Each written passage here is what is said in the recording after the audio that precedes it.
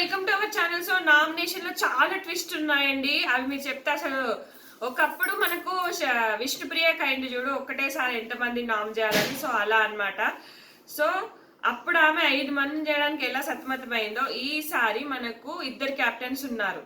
Captains ఏంటంటే గౌరవ్ గుప్తాకు రాదు, ఏమంటారు, తెలుగు రాదు. అలాగే మనకు సుమన్ శెట్టి అంతా చేయలేడు కాబట్టి వాళ్ళకు ఒక పవర్ ఇచ్చి అందులో 2 పేర్లు వస్తే ఆ 2 పేర్లు టాస్క్లు పెట్టేస్తారు. వాళ్ళిద్దరికి టాస్క్ పెడితే వాళ్ళకి ఎన్ని పేర్లు వస్తాయి అంటే ఎంతమంది అంటే అంతమంది నామినేట్ చేయాలన్నమాట.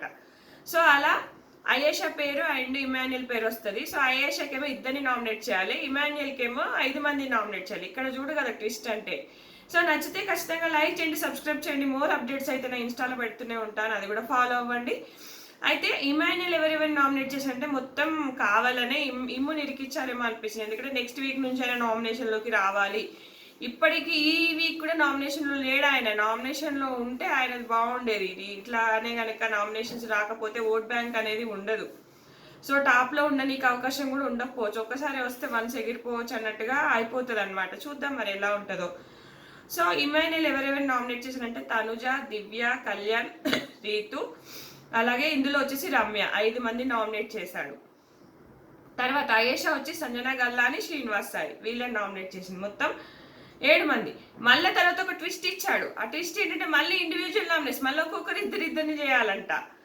సో అదేంటి అంటే మళ్ళీ ఇంకా ఇక్కడ ఒక పెద్ద రచనే జరిగిందంట. తనుజ వర్సెస్ రమ్య వేరే లెవెల్ అంట, ఒక రేంజ్లో అయిందంట. రీతు వర్సెస్ అయేషా, దివ్య వర్సెస్ అయేషా.